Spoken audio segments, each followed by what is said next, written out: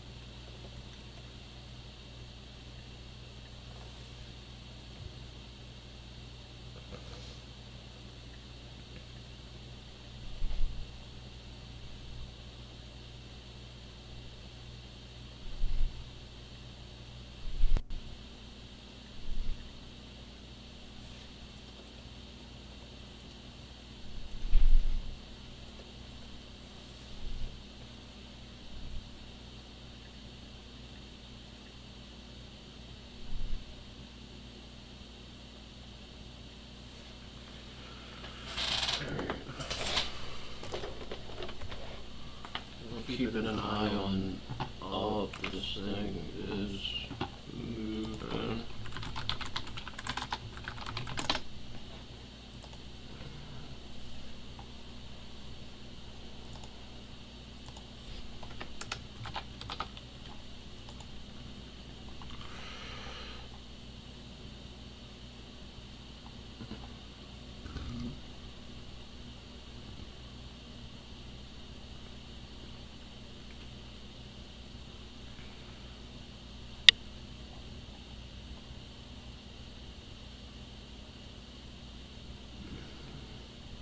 I don't know when they reported earnings.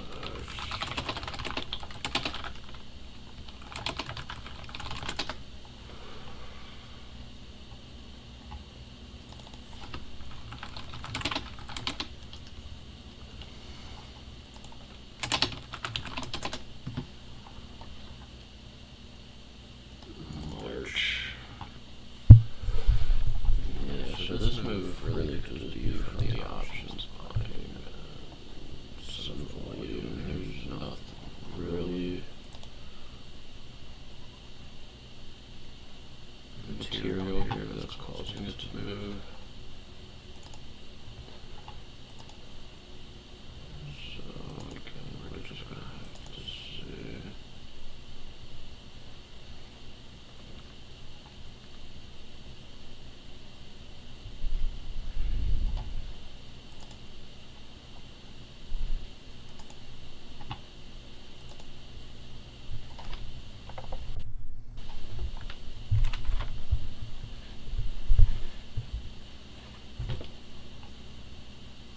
Are as clearly there as references to the Olympics.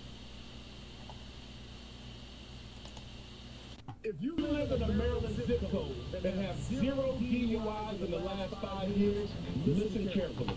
I was an insurance agent. Broke out only after these people would land in the fields and they would go around with these hoods on and these spray cans, and these guys would walk and deliver door-to-door service, spraying the doors of individual homes, where then the plague would break out. Who are these people? Exactly. Those ones, Exactly. remotely in the moon. And here's what he saw. He saw tall Nordic people conducting slave labor on the moon. What does that say about who these people are? Number one, it says that they're people. In another room where there was a chair. A man came in while I was trying to find a way out there. And it was a human looking person. They were out in the crowd.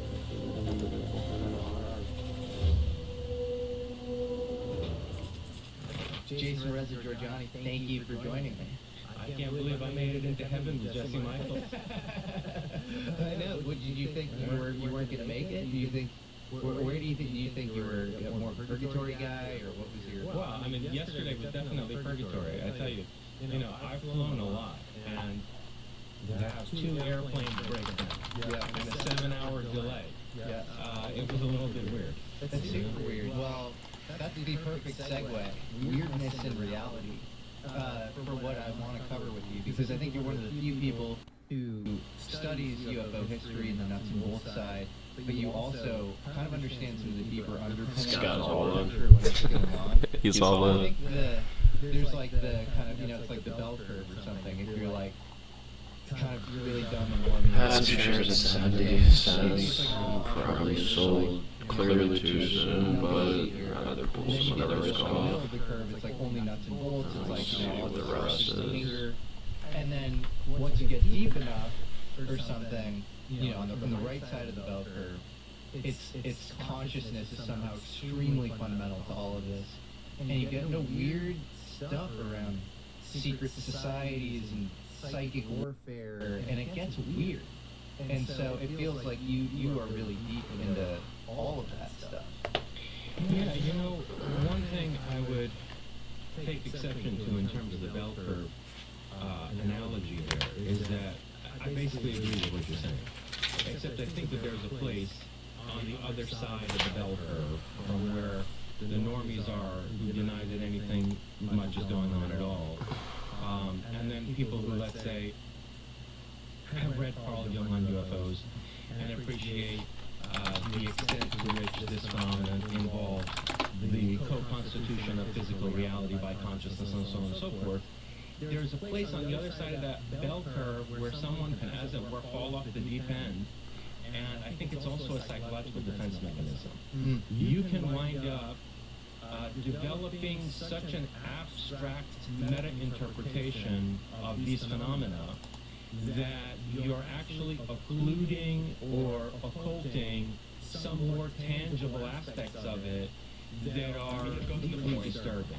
And so that acts also, I think, both as a psychological defense mechanism for the particular researcher who may want to interpret this all as like the Kantian thing in itself, which we will never know, and it's like, it's intrusions into our reality and our limited frame of interpretation, right, based on human consciousness.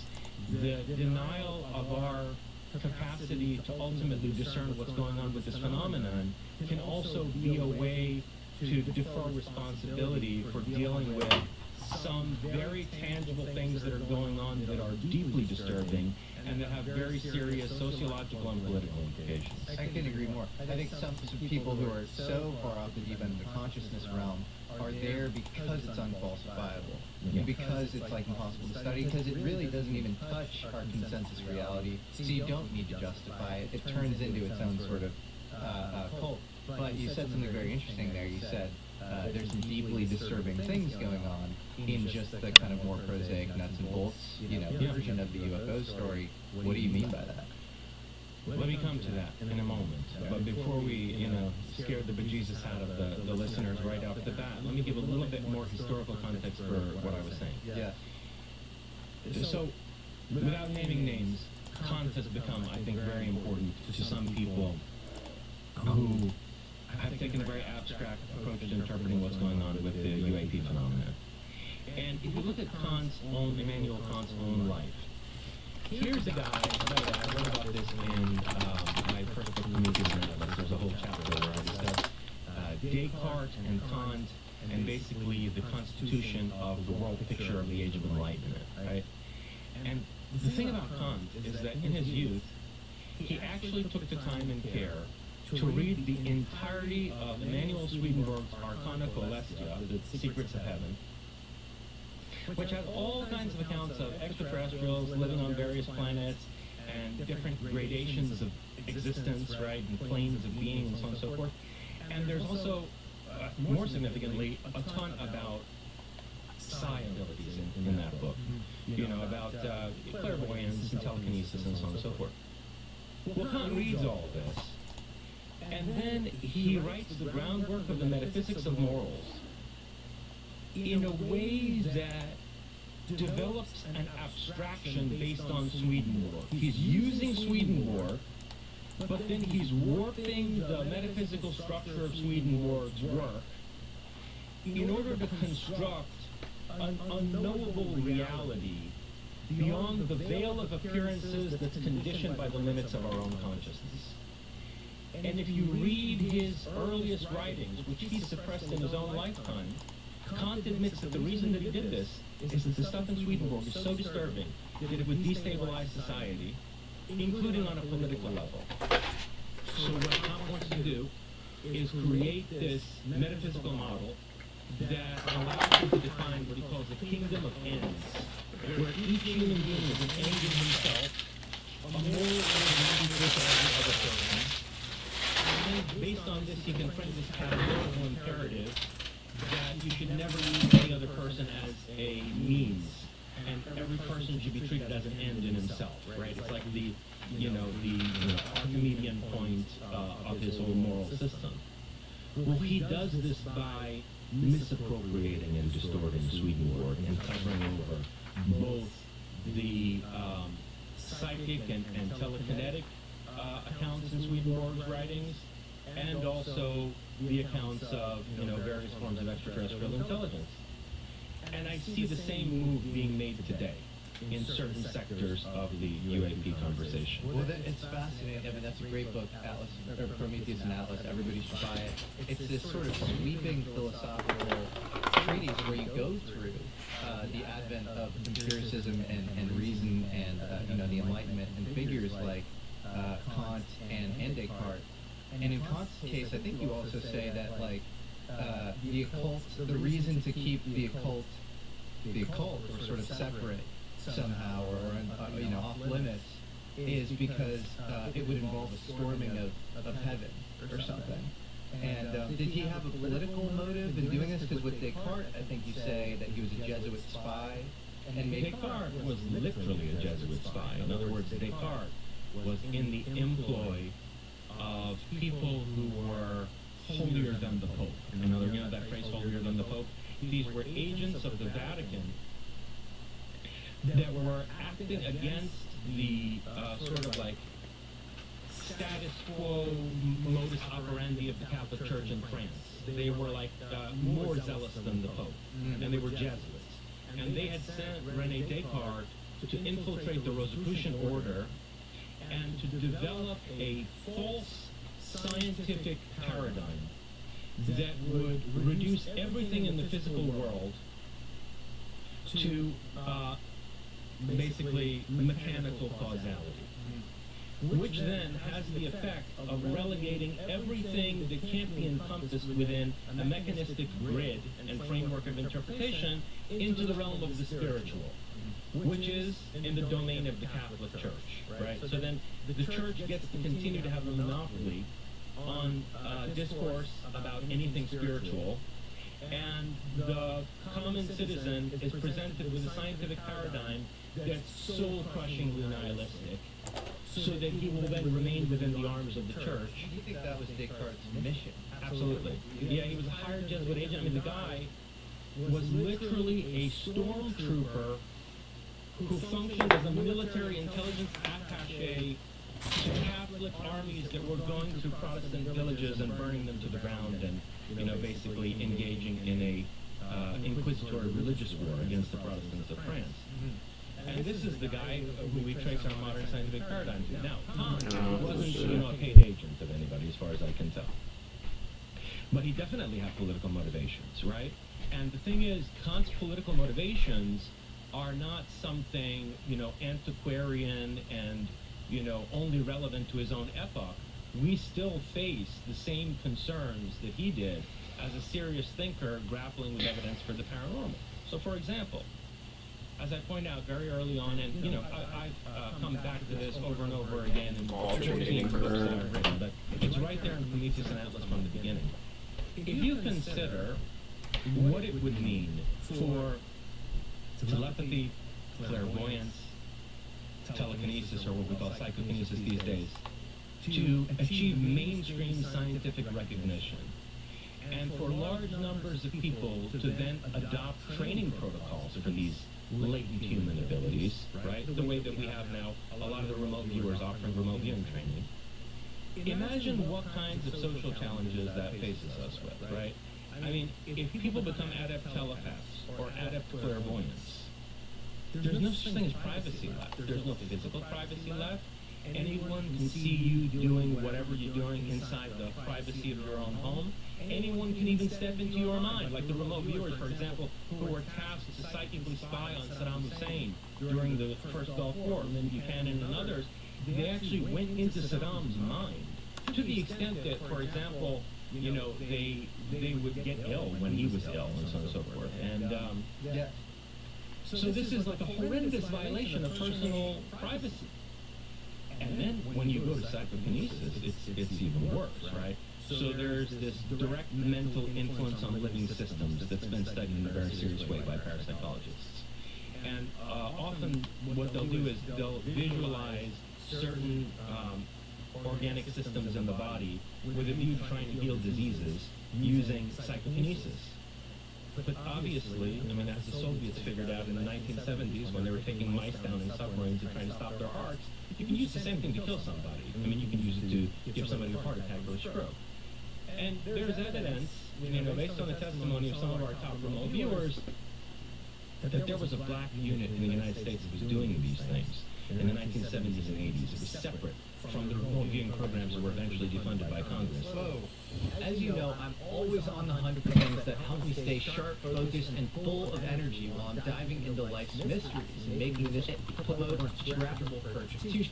From within those programs, come to them and try to recruit them into programs where they weren't just remote viewing, they were using psychokinesis against targets of the U.S. intelligence community. And some people refused to get involved in that program. I think other people were successfully recruited into it, like Pat Price.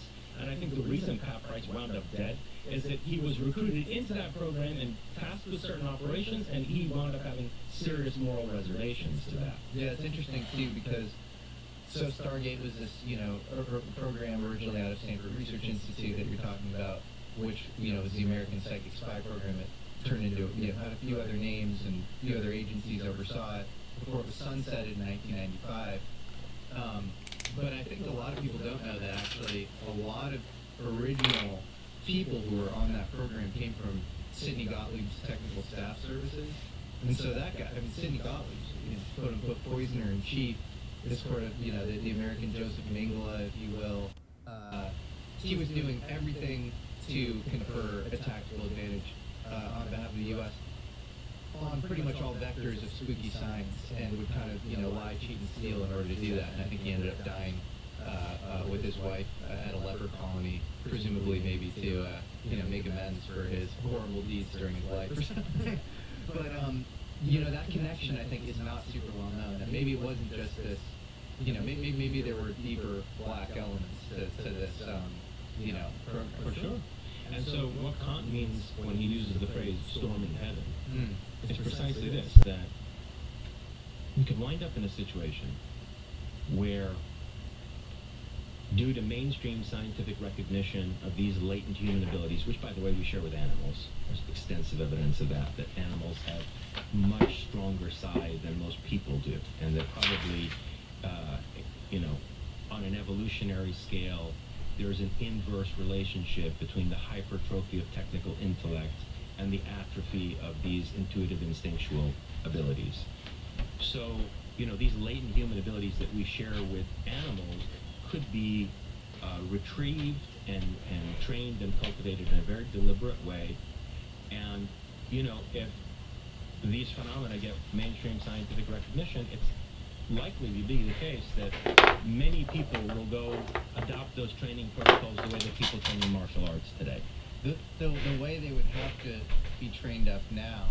So, okay, this is a really wild conversation, because assuming psi is real, so this idea that the mind-matter thing is not this, you know, total divide, there's a connection between mental phenomena and the physical world, that changes everything. You know, all of a sudden the pyramid where the bottom is physics, then you go chemistry, biology, you know, psychology or whatever, and then consciousness, that gets flipped and consciousness goes at the bottom. And it's fundamental to sort of everything else. And so you'd have to assume, if that is the case, there are people walking among us that know that, probably even outside of the context of these kind of academic institutions studying this stuff. And there are probably covert training programs going on right now where maybe people involved in the training only have need to know or something. They're being trained and they don't even know they're being trained. For sure. And, you can control a small cadre of such people. And if they get out of hand, there are ways of dealing with that. But if it becomes a large-scale social phenomenon where people are going and training their clairvoyance, their telepathic ability, their telekinetic ability, the way that people train martial arts these days, we are going to wind up in a situation like the Salem witch hunts, where you're going to have, how does a legal system even begin to deal with lawsuits that so-and-so hexed me and so-and-so burned my house down using telekinesis? It will be a nightmare. It's okay? institutional apocalypse. Absolutely. And so this is also one dimension of what we might call catastrophic disclosure, because based on, any serious empirical study of UFO phenomenon, it's obvious that the entities who are engaging people from out of these craft are all adept telepaths, and they have already cultivated the psychic abilities that are latent in us and that we could also train. And so a disclosure of what's on the other side of the UFO phenomenon is also de facto a mainstream scientific recognition of psi. You're already starting to see this with people like Jake Barber coming from out of Lockheed, that, they're using basically telepathy and clairvoyance to summon these craft, right? And then, there's a lot of suggestion that the guidance system of these craft involve a psychokinetic interaction between the pilots and the airframe and the propulsion system. So you have some of these wild stories about, how very young people are being basically, selected and gathered together from various parts of the world and brought to these black facilities so that they can more effectively pilot these craft, right? Yeah. We also know that there are operations OCONUS outside the continental United States where prospecting for psionic assets takes place, and they're highly coveted. And the interesting thing is I hear in those programs that there's something valuable about the life experience in third world countries, in that it seems as though people that live a simpler life and are outdoors more and have less contaminants in their food and their drugs and in their culture seem to be a little bit better at disassociating and heightening their intuition. And they come willingly because of the economic imbalance between where they come from. So point being, you're not going to have UFO disclosure without also having what I call the spectral revolution, or a scientific revolution that recognizes the reality of psi abilities. And I can unpack what I mean by that spectral revolution, if you'd like to go there, and why I think it's not just another revolution in the history of science like the Copernican revolution or the Darwinian revolution. Yeah, I'd love to get into it. My personal belief is that it can't be just another scientific revolution, because science requires a priori skepticism, a la, Francis Bacon. And so you can't go into an experiment saying, I expect the null hypothesis if you want a result in the psi framework, right? So, like, if James Randi or, modern day Michael Shermer, like some of these scientific skeptics, show up to one of these sort of, psychic experiments, and they have kind of, It has an inhibitory effect. it does. Literally, it will have a restraining effect on the actual results that you might get. And so you get into this sort of air pockets of consensus reality thing where you have believers and non-believers, and they just don't sort of touch. And you can't really use the scientific method because, yeah. So, by the way, that negative side effect can also be empirically assessed, though, because, people can be given, like, the Zener card test and so on and so forth. And if they're extreme skeptics, they'll do worse than they could by chance. So you see, like, the psychological resistance manifesting itself. It's sort of a negative form of psi, right? In any case, that's a very good point. So that's one of the ways in which, the conception of science that goes back to, say, Francis Fisk or Francis Bacon and the Royal Society would have to be fundamentally changed. But, there's another huge one, and that's what Thomas Kuhn began to comment on when he wrote The Structure of Scientific Revolutions in the early 60s. And that's the paradigmatic nature of science. So what Kuhn pointed out is that scientific theories are nested within larger frameworks of interpretation, and these frameworks of interpretation established as axiomatic and unquestioned, they assume certain hinge propositions. It's a term that comes from Ludwig Wittgenstein originally. Hinge propositions, meaning every other statement that's made hinges on certain unquestioned propositions. And the scientific paradigm is that superstructure. And scientists, as contrasted with philosophers, scientists never question those framework assumptions. So Kuhn noted that the basic assumptions of any scientific theory, which form the paradigm that's the context for that theory, they have certain basic definitions of, let's say, mass and gravity and so on and so forth. And these are different definitions depending on the paradigm that you're working in. So mass and inertia don't mean the same thing in Newtonian physics as they do in Einsteinian physics. And this simplistic, elementary educational textbook notion that somehow Newtonian physics is understandable as a subset of like Einsteinian physics is not the case. They're not mutually translatable in that way. And what's more interesting about Kuhn's argument in the structure of scientific revolutions is that he says that if you carefully observe the conditions of a paradigm shift, let's say from the Copernican paradigm to, let's say, more sophisticated Newtonian physics to the Einsteinian relativity, the shifts always involve political conflict. And it's not the case that the promulgators of a paradigm are rationally convinced to adopt the new one. It's that they basically get old and die out, and there's a coup that takes place in scientific establishment. So he noted that scientific revolutions are also political revolutions in a sense. And here's the thing about a scientific revolution based on the recognition of psi, is that because the framing of paradigms is a psychological phenomenon,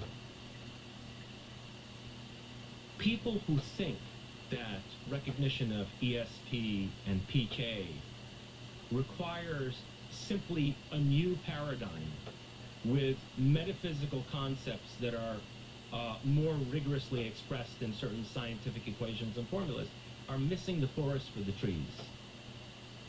The revolution that recognizes psi is a revolution that gives us insight into the psychological mechanisms that frame paradigms in the first place.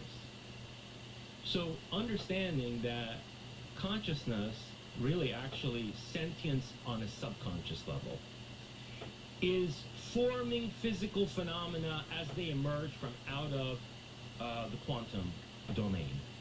Understanding that intrinsic co-constitution of physical reality by consciousness is also to have insight into the psychological mechanism that frames paradigms to begin with. So then you can start to recognize, as Martin Heidegger did, that scientific theories are toolkits. They are not there to polish a mirror that provides us with an objective representation of some reality that's out there.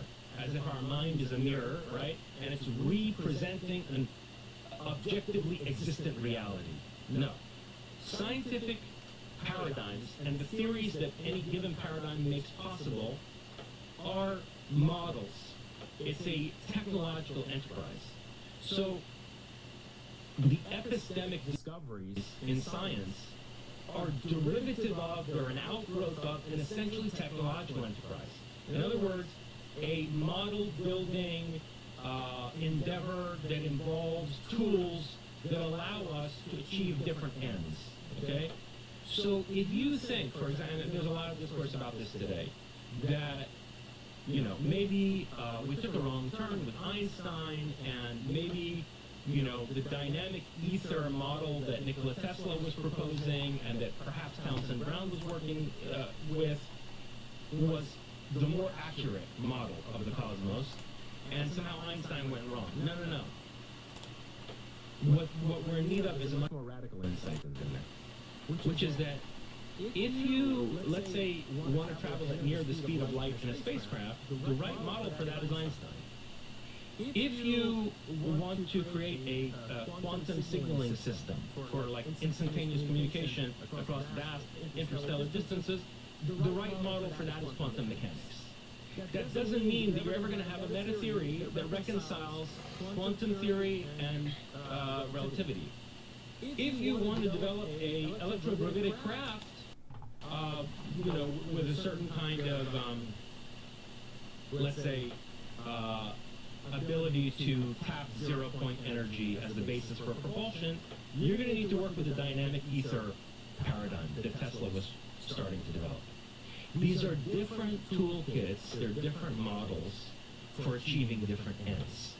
And we have to give up this idea that science is about developing an objective representation of the world as such, as if that reality, capital R, is separate from our own consciousness. So this brings up a question: if tool making for specific ends and politics is driving science, which is supposed to be immune from politics, much more than we realize, then who is actually in the driver's seat when it comes to these sort of scientific paradigm shifts? Is there somebody behind Descartes, Kant, any of these sort of myth-making or world-making figures, Newton, where like the last 400 years is kind of, we look at reality based on, sort of vector calculus because of Newton and Leibniz, Yes. So who is pumping these ideas through these architects? The religious control system on the planet. And so what is that? You know how we're bodies that there's an SDH squad extra, let's not scare the bejesus out of the listeners right off the bat, right?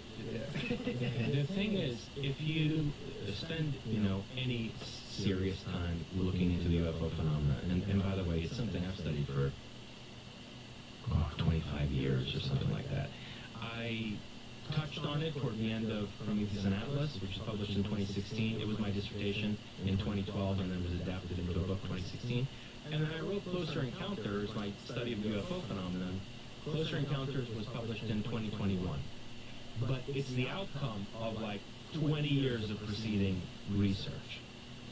So anyone who goes into the UFO phenomenon, with even, half of that depth and endurance of research, inevitably realizes that whether you want to work through what Jacques Vallée's uncovered, or whether you want to at least look at Zecharia Sitchin's research, the UFO phenomenon extends through all of recorded human history and most likely into prehistory, and it's absolutely inseparable from both revealed religious systems like Judeo-Christianity and Islam, and also more archaic, how do we put it? Let's just say archaic polytheistic ritualistic religions, like the religion of ancient Egypt, or the Vedic religion, so on and so forth. It's very clear that in the Mahabharata and the Ramayana, the Devas and the Asuras, or what in the Greek language we might call the gods and the Titans, are exactly the same beings as the Elohim in the Bible, or the rebel angels, the Nephilim in the biblical context. They're the same beings as the Anunnaki in Sumerian scriptures, where again you have two factions. This idea that there are two factions runs through every human religious belief system on the planet throughout the course of history. Would you say Prometheus is an archetype of this Absolutely. rebel angel? Absolutely. So, there's a through line from Enki in the Sumerian myths, to Prometheus in the Greek context, to Quetzalcoatl in the Mayan context, to, let's say, a leader of the Asuras in the Hindu context. Sort of demigod figure that transgresses on behalf of man against the gods, Exactly. brings forth some sort of sacred technology to them. Exactly. And in a Judeo-Christian context, of course, this is Lucifer. Mm-hmm. Okay? So, you have the story in the Bible about how the serpent offered knowledge to humanity in Eden, and the reason the humans were kicked out of the garden, where, by the way, they were workers, because, the nakedness in antiquity was a sign of slave labor. And we were tillers of the field in Eden for the gods, except we didn't know it. We didn't know we were naked, meaning we didn't know we were slaves. And this God is threatened by our being given the discernment to recognize good versus evil, because that would mean we'd realize that our overlord is a bastard who wants to deny us knowledge. And what Adonai Elohim, the chief of the gods, says when he casts them out of Eden, or right before he does, is let us, basically exile them from the garden before they also lead a life and become like unto us, and then nothing becomes impossible for them. Right? So this is a God who's jealous and afraid of humans achieving parity with the gods, with the Elohim. And there's this rebel who's symbolized by the serpent. Now remember, the serpent is punished by having his legs removed. And then in the book of Revelation, Satan is referred to as that, the dragon, the great dragon, that serpent of old. In other words, Lucifer is explicitly identified with the serpent in Eden. Now there's all kinds of people who argue against this because they want to save the Christian narrative in an Gnostic sense, and there are people who try to identify Jesus himself with Lucifer and so on and so forth. I used to teach comparative religion for a few years, and so there are all these nuances, but I think the evidence is there to make the case that the dragon from the book of Revelation is the serpent in Eden. And that's exactly the same figure as Quetzalcoatl, who's also represented as a feathered serpent, as a dragon essentially. And that's the faction of Enki. And you see the symbol in Egypt too, of the serpents with wings coming out the sides of them, with the sun at the center, the symbol of the Shamasu Hor, the followers of Horus. So you have this through every human culture, and the narrative is essentially this, that we were created as workers or slaves or servants of some kind of celestial overlord, and we were put into a caste system, a hierarchy. The word hierarchy literally means holy order, hierarchy. A hierarchical pyramidal society of the kind you saw in ancient Egypt, of the kind that you see in the Varna system, the caste systems in India of the Hindu religion to this day. And at some point there was a rebellion against this structure. I would say the most compelling version of the narrative of that rebellion is the one you find in Plato's story about Atlantis. But people get hung up on the name Atlantis. If there was such a civilization, probably, its denizens didn't refer to it as Atlantis. Plato uses that term because it signifies something very powerful. Atlantis means the realm of Atlas. And as I point out in my book, Prometheus and Atlas, Atlas is a very powerful metaphor. The idea of Atlas, of someone who has mapped the entire world and bears the earth on his shoulders, right? And actually the globe that Atlas is bearing on his shoulders is not a terrestrial map, it's a star globe, which is what mariners use to navigate the world, right? And so it's this idea of basically developing a knowledge of the heavens and a mastery over the whole earth, and modeling the earth so that we wind up with, let's say, medical atlases. The atlas is a term for a model, right? So this is integral to the model building enterprise of technological science.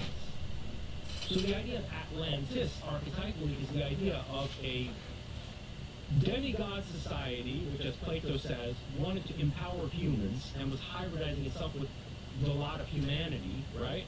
And thereby lifting up humanity, not just psychically and intellectually, but also genetically lifting up humanity. It's the idea of using technological science to unlock the secrets of the heavens and achieve parity with the gods, so that you no longer need to be a servile worshiper of some kind of overlord. And this is what Plato tells us was the great sin of the Atlanteans, is that they stopped sacrificing to the gods and worshiping them. So that Zeus basically calls the convocation of the Olympians and decides to wipe the world clean in what we more commonly know as Noah's flood, right? And so the biblical story of Noah is exactly the same thing, especially when you look at, in Genesis 6, right? There's a whole part of that story that's clearly been excised. So in Genesis 6, all of a sudden we're told, in rapid succession, oh, well, there was great iniquity on the earth, and God decided to wipe the entire earth clean and the flood. Wait a minute here. And the sons of the Elohim came down, and they found the daughters of man fair, and they, interbred with them, and so on and so forth, and the earth was full of iniquity. Seriously, in 2 paragraphs, you're going to tell us that God regretted the entire creation and wiped the whole world clean, right? There's a backstory here. And you find the backstory preserved in the Book of Enoch, which was first discovered in Ethiopia. And he clearly was at one point part of the Tanakh and was excised, due to whatever, kind of, theological power game that whoever You're was so playing. confident that it was part of the original. For sure. Because the story makes no sense without it. And what you see in the Book of Enoch is a direct Hebraic parallel to what you see in Plato's account of Atlantis. And then, other cultures have their own versions about the Mayans do too. In Enoch, it's the Watchers or whatever.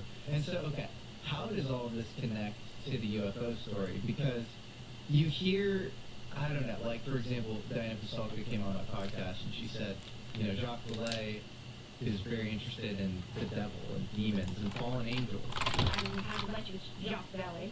So we're in his study, and it's really amazingly beautiful here in the Bay Area. And he starts to explain a couple of things to me, and I noticed a bunch of books on the shelves, and I noticed those things, right? Yeah. So I go and I start to look to see what he has on this one shelf, and then he takes one of the books off, and it was a book about angels. And he says, of course, you can't have one without the other, right? Because he picked up another book and he said, you need to read this book. And whenever he says that to me, of course, I'm going to get the book and read it. But this one was weird. So he showed it to me, and it was the history of Satan. It just had big words on it that says Satan. And again, if I wasn't a little bit concerned before, I was absolutely concerned at that point. I was like, Jacques Vallée is handing me this book that says Satan on it. And so he said, look at the pagination. So I looked at the pagination. It was 666. Whoa. Yeah, I thought that was so, of course. It was a really weird moment. And he said that in the States, we think of Satan or the devil as really, really terrible, right? But he said that the French, they have a different view of it, and it's less sensationalist. That's what he was saying. So, what does all this have to do with the modern kind of UFO topic? I knew Jacques Vallée for a while, and I spoke to him this morning. yeah. So after it was 7, within 9 months of the time Prometheus and Atlas came out, he had invited me to his home, and we had a nice dinner and a fairly intimate conversation, and I brought this question up with him, and because we were discussing basically, and we'll come around to this time travel, and whether he believed that these were basically humans that were reaching back into our epoch from the future, and that essentially, there was a breakaway civilization that had developed a hyper-dimensional relationship to the various space-times of the epochs of human history. That a breakaway civilization with time travel essentially was able to have a fifth-dimensional relationship with the various 4D space-times of different human historical epochs, right? And I basically said to him, well, Some sort of multiverse management system. yes, and I think that's a branch management system. and I think that's definitely part of what's going on, right? So how I start my book, Closer Encounters, is I lay out all the different hypotheses. Of course, the ETH, the extraterrestrial hypothesis, and then, time travel, interdimensional hypothesis, the psychic projections hypothesis, crypto-terrestrial, meaning survivors of Atlantis, which we're touching on here, and ultimately also avatars of a simulacrum. Are we living in a simulacrum? Are these in some sense avatars from the programming level of the simulacrum, which is something that Vallée, as a computer scientist, also has intimated in various writings of his. So, but the point is this, that, we're discussing this, hyperdimensional, extratemporal relationship that these entities have to humans in various historical epochs. And I said, well, if this is what you think, why aren't you more direct about expressing that? And he said, because it involves deeply entrenched religious sensibilities of various societies, and there's a sociological dimension to this that could be catastrophic in terms of religious belief So systems. you're skipping over one part, which is what does he think? What is the relationship between, you know, the devil, demonic, and UFOs and all this stuff? I didn't pin him down on that, so I don't want to speak for him, but I suspect that what a lot of people are concerned about, including people in the deep state of our own government, or first and foremost, is that the bad guys won. In the struggle over reshaping human history, we wound up losing a rebellion against the control system that abides to this day. And the meta-narratives that have dominated the rise and fall of various societies throughout the course of history, including, for example, the destruction of the secular, humanistic culture of the late Roman Empire, you know, the Library of Alexandria, libraries at Corinth, the entire... You know that, I'm getting this figure from Carl Sagan, we lost 98% of the knowledge of classical antiquity. They have actually done studies, and based on like the references that we do have, other texts by various authors in the classical manuscripts that have survived, and they've been able to do a reconstruction that shows that we lost at least 98% of the knowledge of classical antiquity. Who does that benefit? Let's talk about a clear balance with just looking bread good luck. Christian takeover. Benefits through all these weeks, code Jesse at checkout. Again, that's cornbreadhemp.com/Jesse, code Jesse. Cornbreadhemp. This is the good life. Who benefits through all these resets of human societies? Another horrendous one, Yeah, that's really interesting. Islamic conquest of Iran. At least as bad as the Judeo-Christian takeover of the Roman Empire. Yeah. So, And you have all this kind of forbidden archaeology where you see like precocious advancements in past civilizations that shouldn't really exist. Whether it's like a Sumerian model of the heliocentric universe or the Antikythera mechanism, which is this, you know, kind of ancient, you know, kind of almost like astronomically aligned computer system that is found on this, you know, shipwreck in the Aegean Sea. You have a bunch of examples of this. yes, so on the one hand, you have what look like gifts. Gifts from Prometheus, to speak archetypally. And on the other hand, you have attempts to decimate human knowledge and engineer regression and retardation to basically, you know, reverse human progress. And one of the most interesting Who episodes... would that benefit? This sort of, you Well, know, whoever's running the control system. Malthusian, you know, Right. and famine sort of Right. cyclical, you know, cataclysm thing. That would benefit whoever's running the control. Exactly. Do you have a model of who that is, or Yeah, I do. who is it? I do. So, okay, the devil's in the details. or maybe we should invert the religious symbolism there, right? But let me just point to one interesting example of this. You know, right before the Renaissance took place, I mean, Renaissance is obviously an example of a rebirth of the will to know and human cultivation, both artistically and scientifically. I mean, Prometheus didn't just bring science to humanity. Prometheus brought techne, both in the sense of the arts and the sciences. And so the Renaissance is a quintessentially Promethean phenomenon. It's interesting that immediately before the Renaissance, you have these huge UFO battles over various European cities. And they're reflected in the broadsheets of the time, the newspapers of the time. In Basel, Switzerland, in Nuremberg, in Germany, they show these huge battles between objects in the sky. And yeah, and some of them you can, you know, Vallet's reprinted them in Wonders in the Sky. There are a number of texts on the UFO phenomenon.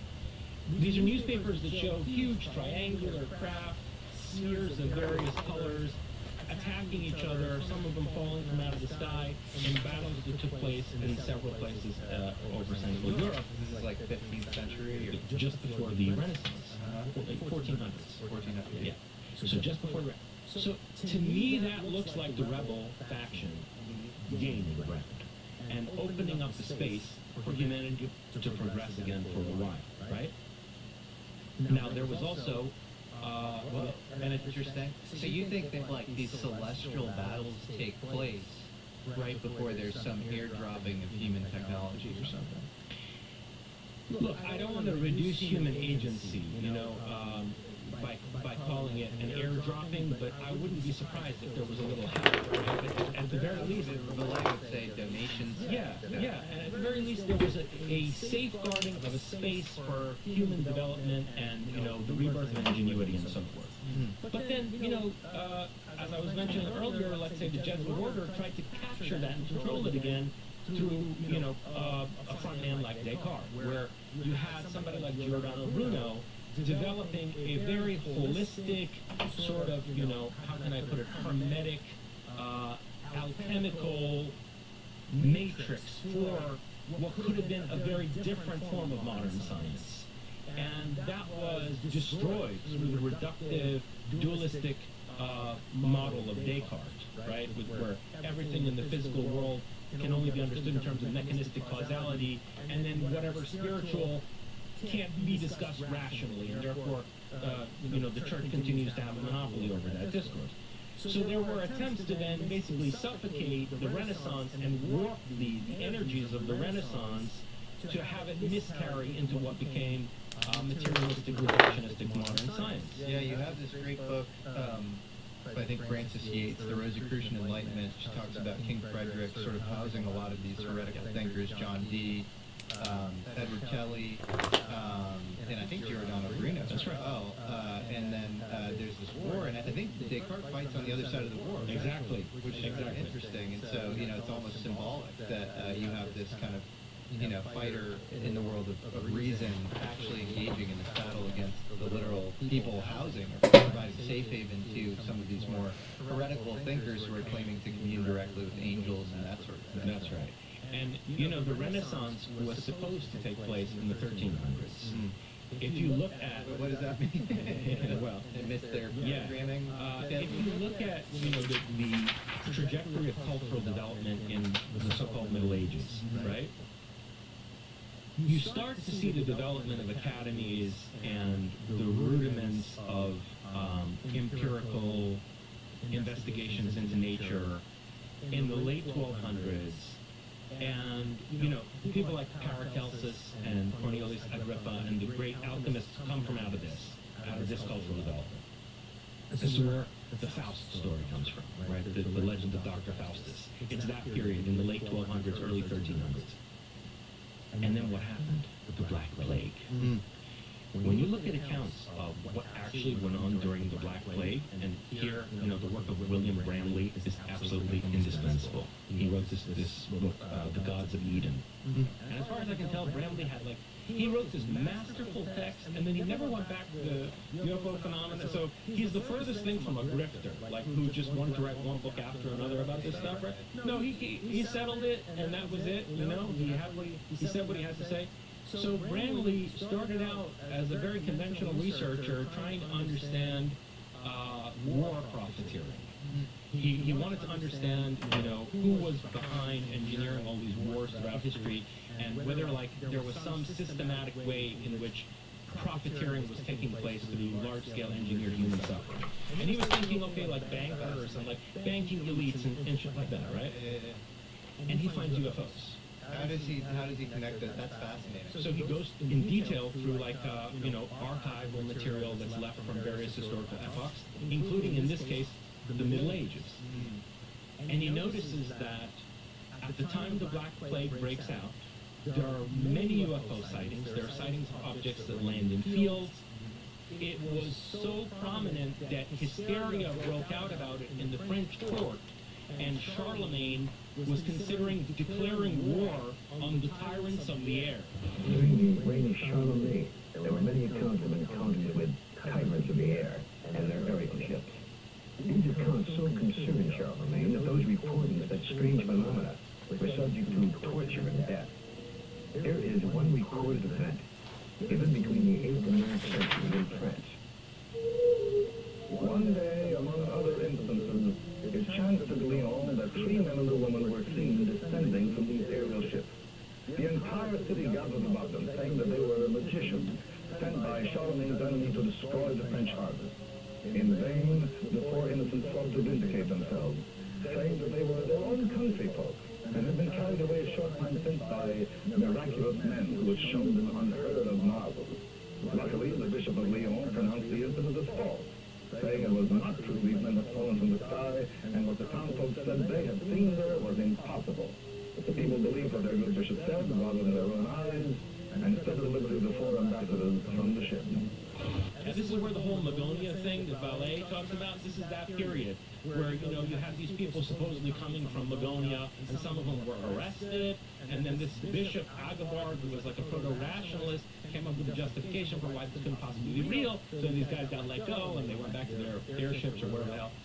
But here's the really creepy part about this research that Bramley did, is that he found that the plague broke out only after these people would land in the fields, come out of these objects, and they would go around with these hoods on, and these spray cans that became the basis for the scythe and the Grim Reaper image.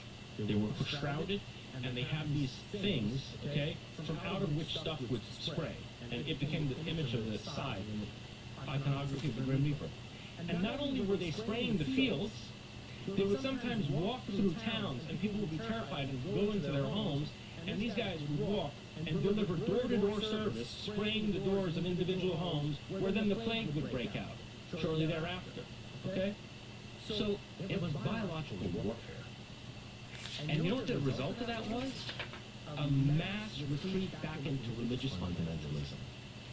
We were about to have the Renaissance in the late 1200s, early 1300s, and then all of a sudden this Black Plague comes, people are terrified, it decimates population in Europe, so it also reduces the industrial work base for a scientific industrial revolution, and worst of all, it causes people to retreat back into a regressive religious belief system. So what's Bramley's conclusion as to what the connection is between UFOs and war profiteering? He thinks that basically these, plague promulgators are representing the same faction that was lording over humanity in the Sumerian epoch through, the name of Enki or whatever, the Anunnaki is aligned with Enki, or the Elohim in the, Old Testament, or the Devas, to put it in Hindu terms. Richard Thompson, he's the guy who co-authored Forbidden Archaeology with Michael Cremo.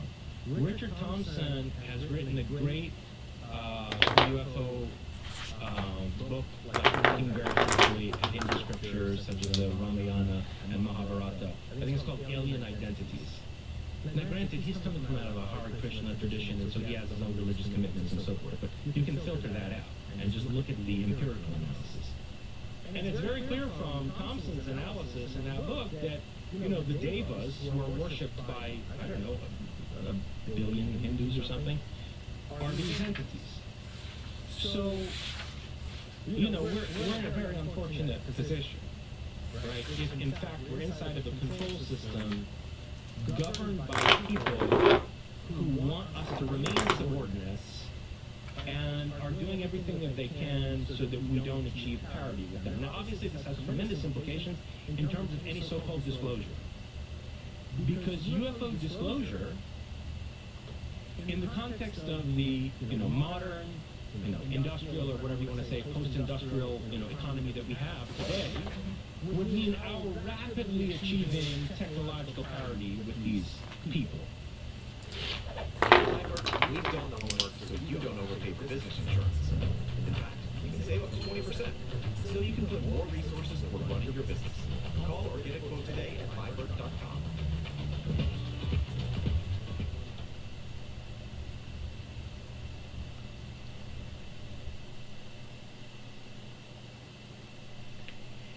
And by the way, we'll come back to this, but this whole NHI discourse really bothers me. Well, who are these people? Yeah, exactly. Who are these So people? the NHI is like a psyop against the idea that there's actually just a strata of people. I think this is what's so deeply disturbing to most researchers, and it's the deepest secret that's being covered up by various governments in the world. It's easier for the average, person to imagine even a hostile threat emerging from deep space that has nothing like a human race. Because you can, compartmentalize it. It's like, War of the Worlds, right? But the idea that what's really going on here is that there's a Hegelian master-slave dialectic at work in human history, and that the masters in that dialectic have so raised themselves above the common lot of humanity that they appear as angels or celestial beings or whatever, and that they've used that mask in order to keep us inside regressive belief systems and to render us useful to them. So, okay, we have to look at the details of various cases if we want to get at who these people are, right, and how their society came about, how this power structure was developed in the first place. Humans with psi abilities, or are they beings from elsewhere, or what? Who are they? So let's briefly, again, you've done like a plethora of interviews going into specific cases, so we don't want to get too bogged down, in the nitty-gritty of cases here, but it's important to refer to a few empirical cases. So, Ingo Swann, in the 1970s into the 1980s, did remote viewings of both the moon and of Mars. In the 1970s, he was taken from out of the SRI program that eventually became Stargate and Growth Flame and whatever. He was taken from out of that into some other black unit, which, he never learned what the name of it was. Some guy who identified himself as Axelrod, took him, like, blindfolded by helicopter into some facility, and he was asked to remote view this target, of course, which he was blind to. It turned out that the target was the moon. And now, bear in mind just, that at this point we had detailed satellite reconnaissance photography of the moon. An important case in this regard is the testimony of Carl Wolf. Carl Wolf he was a photographic repair expert, and at that time sergeant in the early 1960s, leading up to the Apollo missions. And at one point he was brought to what he thought was an NSA facility, because he didn't, he thought it was a NASA facility, because he'd never heard of the NSA. A lot of Americans hadn't. It turned out it was an NSA facility that was processing lunar orbiter reconnaissance photos. And Carl Wolf, long story short, he says he, in the course of repairing this machine, was shown photographs, mosaic photographs, of a huge megalithic city on the dark side of the moon. That there was a city with largely polygonal architecture, Titanic-scale structures, but they weren't made of metal and glass. They were made of something that, to him looked like poured stone, concrete or something. And in fact, they reminded him of, megalithic architecture on the Earth. Now, back to Ingo Swann. So, point being, if Carl Wolf saw mosaic photographs in the 1960s, Swann in the 70s is being tasked to remote view the moon by people who have access to these photographs. So I'm thinking they want him. Exactly. So by the way, Carl Wolf, this is horrible.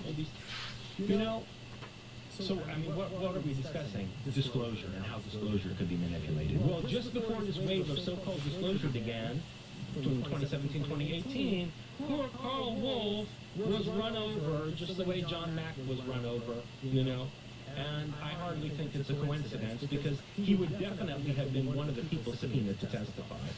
And what Carl Wolf has to say is something that whoever's gatekeeping this whole disclosure business does not want out there in the public. In any case, Ingo Swann in the 1970s, when he was remote viewing what was on the moon, was dealing with people who had access to these photographs, and I think what they wanted was for him to snoop around on the ground, as it were, get a ground's eye view of this city from the dark side of the moon.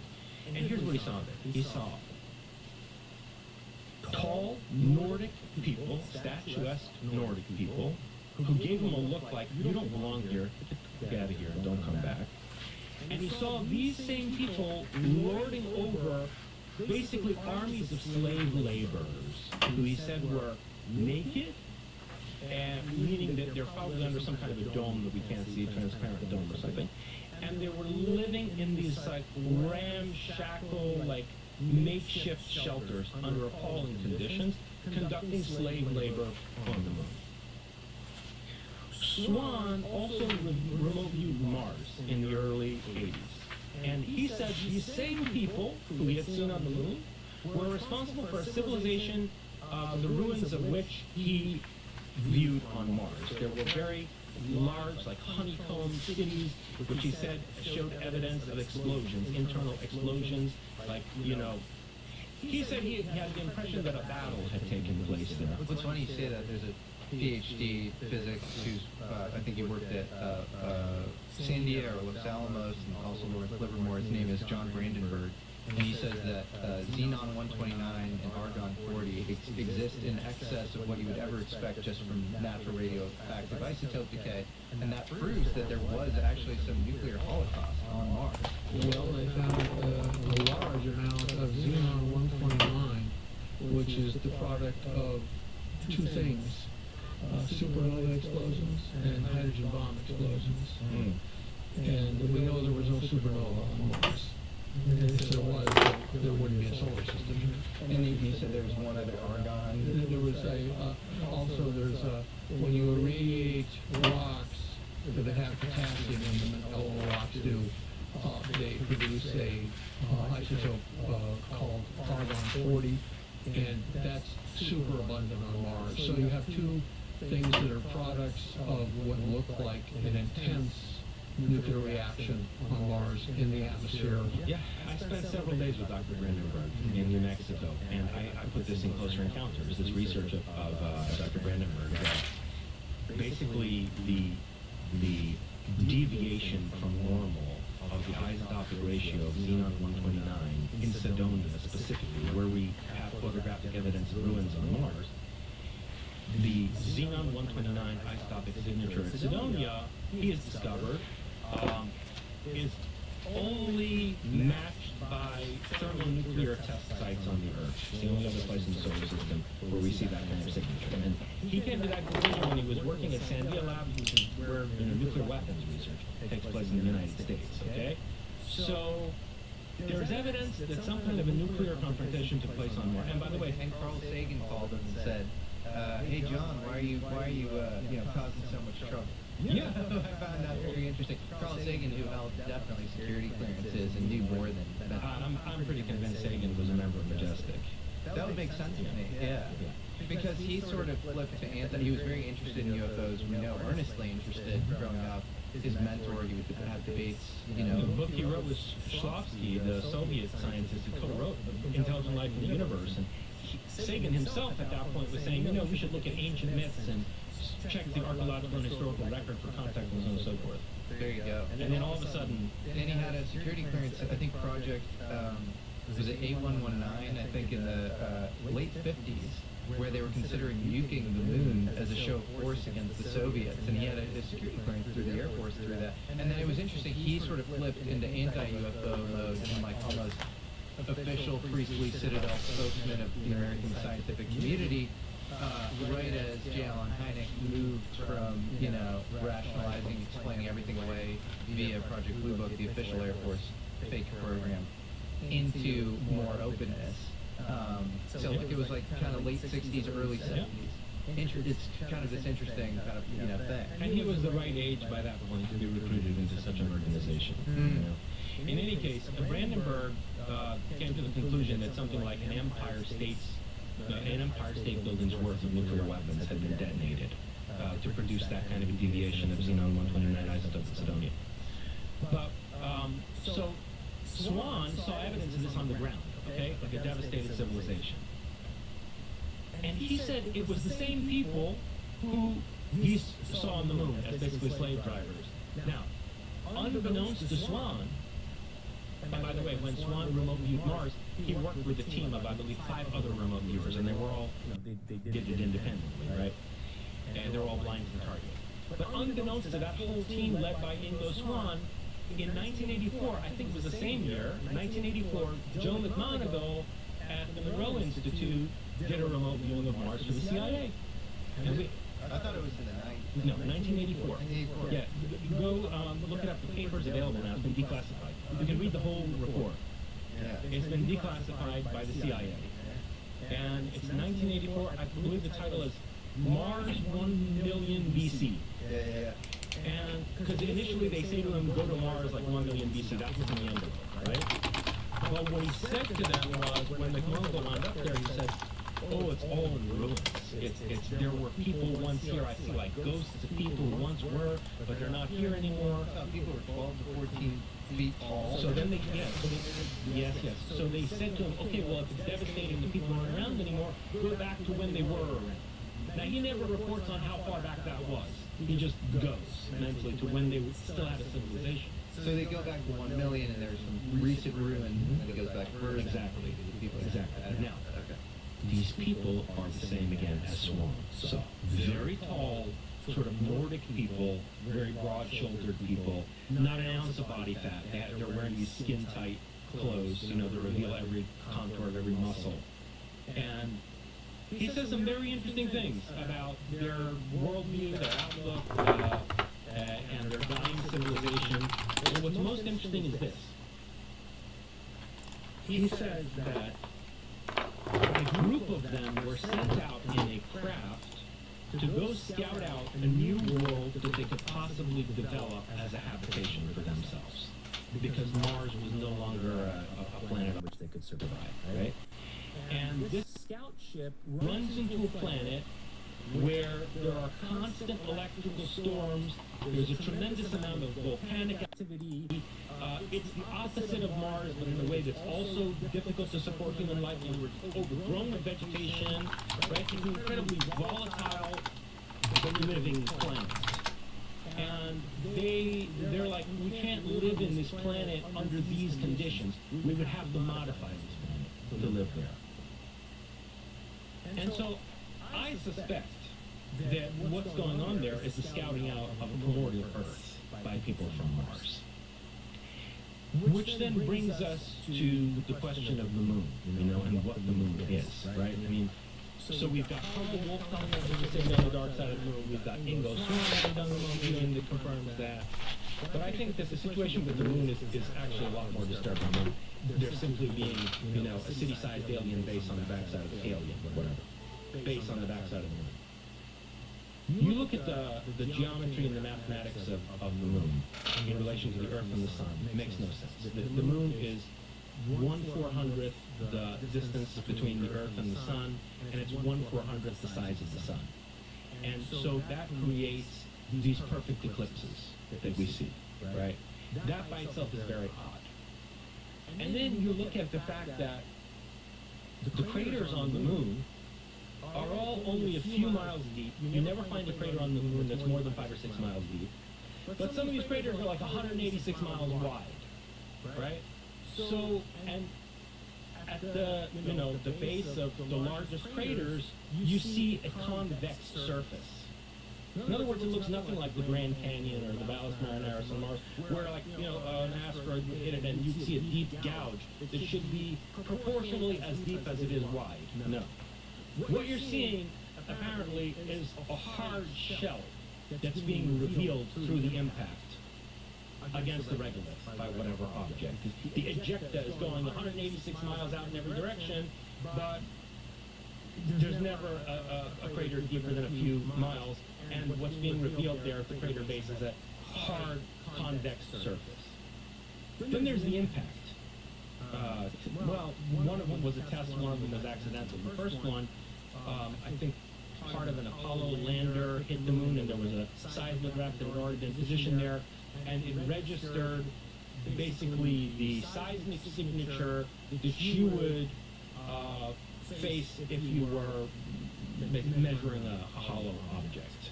That basically the reverberations went down for about 20 miles, and then they stopped. And the way that the reverberation was distributed throughout the moon suggested that, as the observers, you know, put it, it rang like a bell.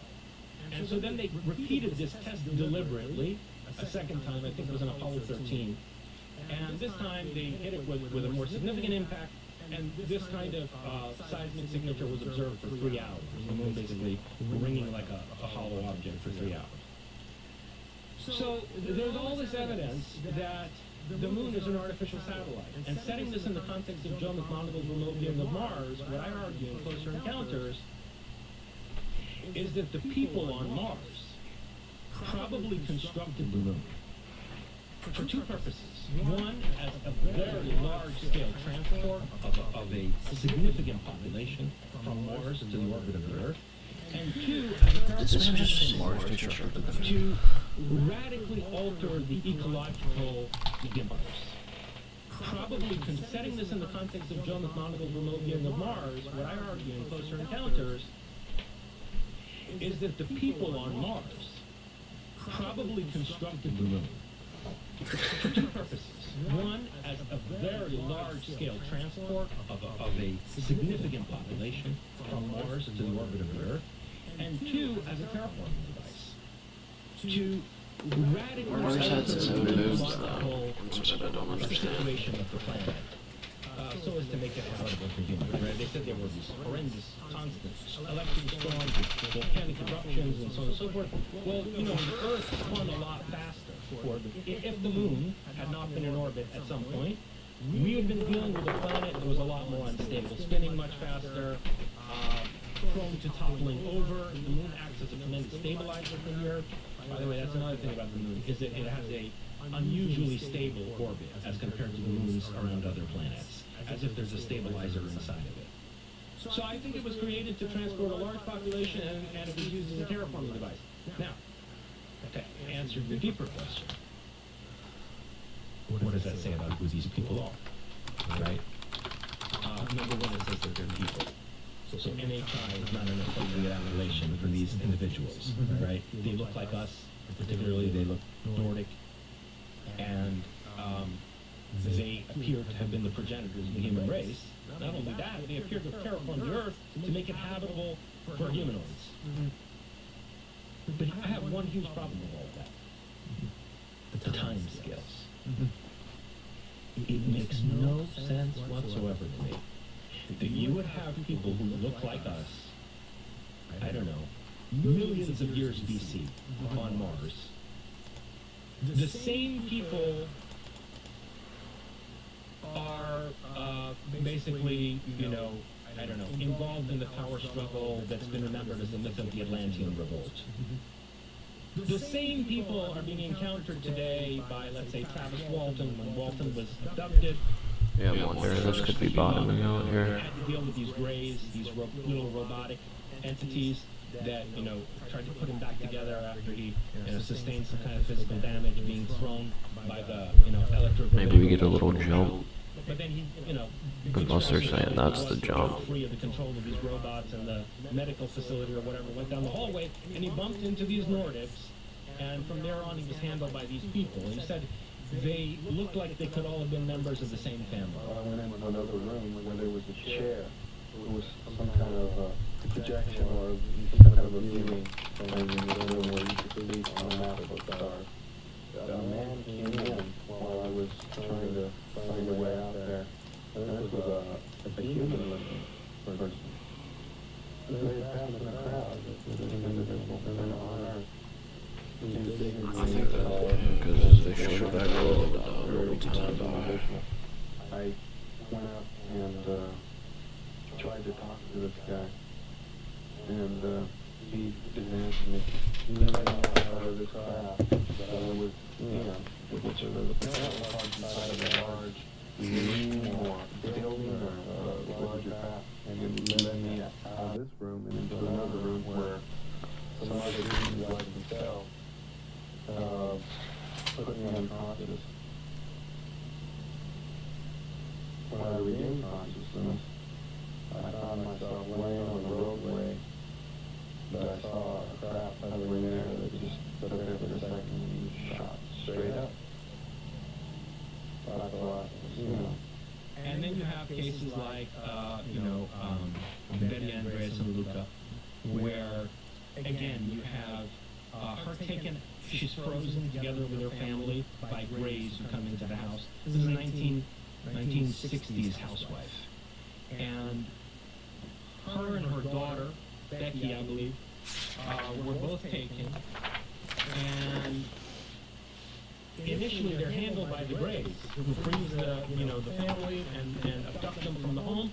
But then they are brought to a place where they encounter these angelic-looking Nordic beings who proceed to tell Betty that essentially they're the angels, and that the little Greys are responsible for writing down all the deeds of humans. They're like a mass surveillance system that keeps a record of everybody's life. And these tall angelic... What is an SOP? So here's the misconception. A lot of people think an SOP is just a boring manual that nobody ever reads. Well, that's not true at all. SOP stands for Standard Operating Procedure, basically the playbook for how work gets done. SOPs are used in every industry. Accounting, HR, IT, ops, you name it. They keep processes consistent, help train new people faster, and they reduce mistakes. Without them, everyone's just doing things their own way. So here's the problem. Creating SOPs the old way is painful. You're typing every instruction, screenshotting every step, formatting it all manually. A lot of people avoid them, so that's where Scribe comes in. With Scribe, you just hit record. You do the process once, and it instantly creates a step-by-step guide with screenshots and text. So instead of hours building documents that nobody wants to read, you create clear, visual SOPs in minutes that people actually use. SOPs are all about consistency, training, and saving time. And Scribe makes them so simple, it's almost automatic. So if you want to stop dreading SOPs and start building them in a smart way, try Scribe free today.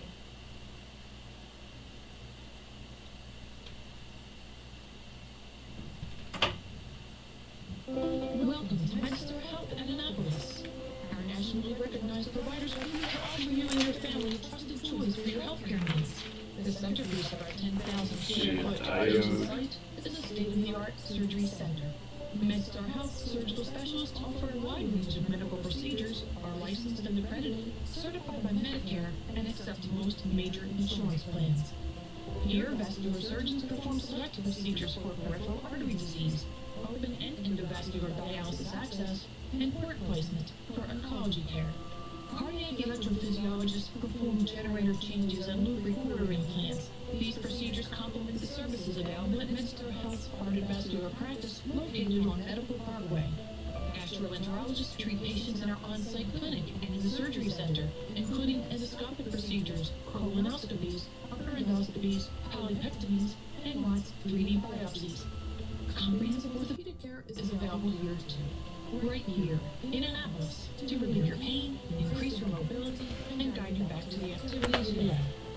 They're all here, experts in foot and ankle, hand, joint replacement, shoulder and elbow, spine, sports medicine, and interventional pain management. They perform a number of procedures in our surgery center and also see patients in our orthopedic clinic with access to on-site x-ray. To support the process of healing and recovery, MedStar Health Physical Therapy is right in the same suite with the latest therapeutic technology in our rehabilitative gym. Our trained therapists are here to help you get to where you want to be, one day at a time. Yeah. And while so much of what we offer centers around specialty care, we certainly recognize the value in having a provider you can turn to for your everyday healthcare needs. Our primary care specialists see patients age 18 and older. We are proud to be here in Annapolis with the opportunity to serve you in the community you call home. Flow to the diode and positive voltage was applied to the end. Beings told her that they brought Christ into the world, and don't worry, they're going to bring him back again soon.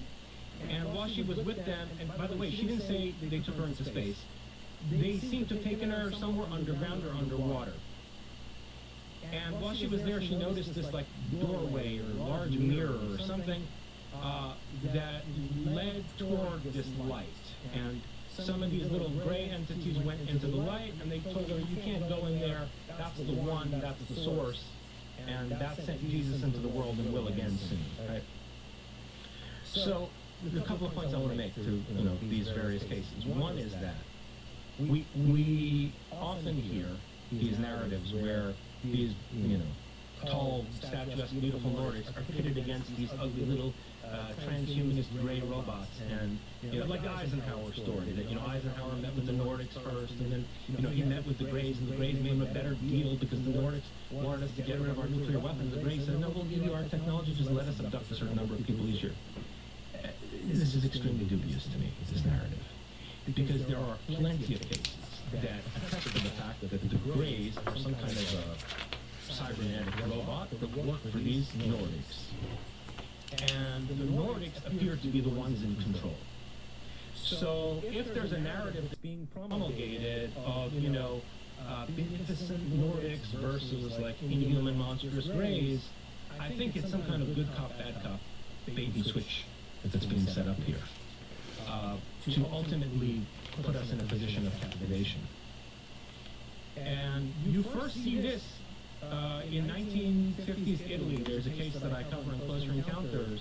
This guy Bruno Sammaticcia and his associates were engaged by these Nordics who had underground bases, and they claimed, first of all, as you see with all these cases of encounters with Nordics, demonstration of tremendous psi abilities. These Nordics are all telepathic, they can perform, impressive telekinetic feats and so on and so forth. But what this Bruno Sammaticcia and his associates said is that these Nordics were so benevolent, like they would never harm a fly. But they told us that there were these other entities, the Contrari, the CTR, the Contrari, who are these little robotic entities, and they're soulless, and they just want to, they want control over the human soul, because they don't have souls themselves, and they're locked in a millennial battle with these humans. So this Nordics versus Grey narrative goes all the way back to the 1950s. Interestingly, Sammaticcia makes a little note that, at one point it occurred to me that the SS were involved in eugenics programs, and there were rumors that after the war, these eugenics programs were continued in secret in underground facilities and so on and so forth. And I wonder whether these people that we saw, and we also saw very young people getting this Nordic type, were basically products, outcomes of such programs that had begun in the Second World War. He engages, albeit briefly, in that kind of speculation.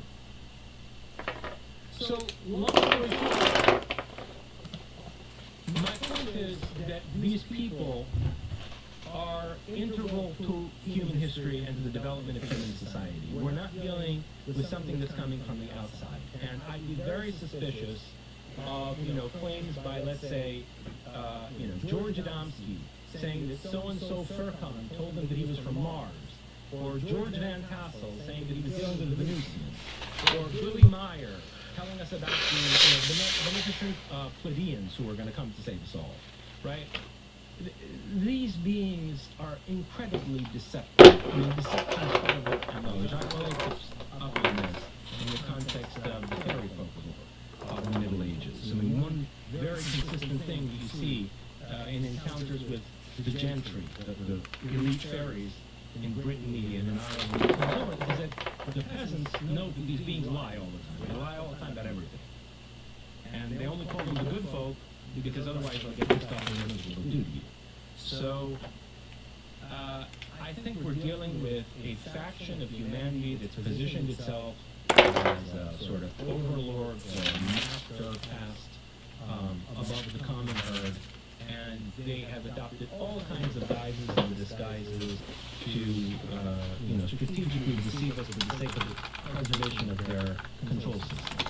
How do you answer the time scale question? So you were saying, you have millions of years ago these, beings that look like us existed on Mars, and then you have, Greys acting as their sort of robotic little drone emissaries. How does that necessarily answer this question of time scale? So the biggest problem with UFO disclosure is that the zero-point energy electrogravitic propulsion system is not just going to give you a craft that travels from New York to Australia in an hour, right? It's going to give you a flying time machine. So remember in the 1950s, I believe you've covered the subject before, and I go into it in some depth in Closer Encounters. There were these newspaper articles. Keeps just saying problem loading list. It's so annoying. Lear, Convair. It's been saying that for days now. Engines are coming. We've cracked anti-gravity, and within a few years, at a cost comparable to the Manhattan Project, you can have industrial scale development of electrogravitic craft that will get you from New York to Australia in an hour. And here's the problem. What they didn't realize, and I think what was explained to them when they finally got the memo, is that These are flying time machines.